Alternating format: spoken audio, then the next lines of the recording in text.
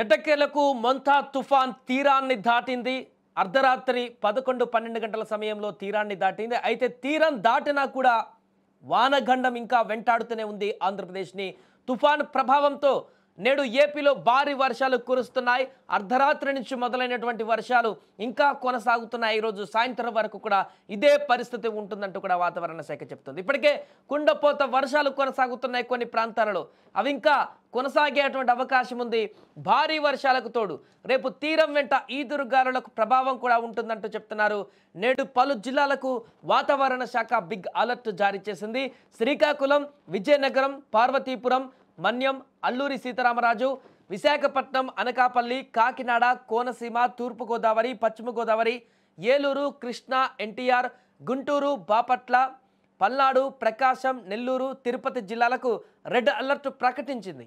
ఈ జిల్లాలలో అక్కడక్కడ భారీ నుంచి అతి భారీ వర్షాలు కురిసే అవకాశం ఉంది. నంద్యాల, కర్నూలు, శ్రీ సత్యసాయి, అనంతపురం, వైఎస్ఆర్, కడప, అన్నమయ్య, చిత్తూరు జిల్లాలకు ఆరెంజ్ అలర్ట్ జారీ చేశారు. ప్రస్తుతం క్రమంగా బలహీనపడుతున్నటువంటి మొంతా తీవ్ర తుఫాన్ కాస్త తుఫాన్గా మారుతుంది.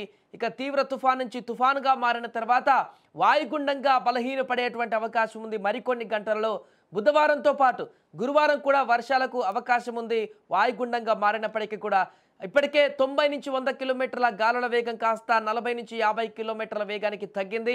అయినా కూడా అప్రమత్తంగా ఉండాలంటున్నారు అధికారులు. మత్స్యకారులు ఎవరు కూడా 2 రోజుల పాటు చేపల వేటకు వెళ్ళవద్దని కూడా సూచించింది వాతావరణ శాఖ. పోర్టుల్లో 10వ నెంబర్ ప్రమాద హెచ్చరిక కూడా కొనసాగిస్తున్నారు. ఇప్పటికే అన్ని పోర్టులలో కూడా అలర్ట్ జారీ చేశారు.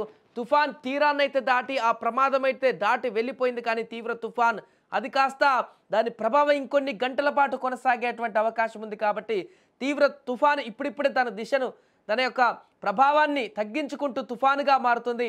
ఆ తర్వాత వాయుగుండంగా మరొక 5-6 గంటల్లో మారేటువంటి అవకాశం ఉందంటూ కూడా చెప్తున్నారు.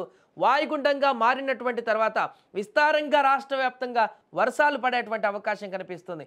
భీకరమైనటువంటి గాలులు వర్షాలు లేకపోయినప్పటికీ కూడా తీవ్ర వర్షాభావ పరిస్థితులు అయితే రాష్ట్ర వ్యాప్తంగా కనిపించేటువంటి అవకాశం ఉంది. దీని ఎఫెక్ట్ ఈరోజు రాత్రి వరకు, రేపటి వరకు కూడా కొన్ని ప్రాంతాలలో అయితే ఎల్లుండి వరకు కూడా కొనసాగేటువంటి అవకాశం ఉంది.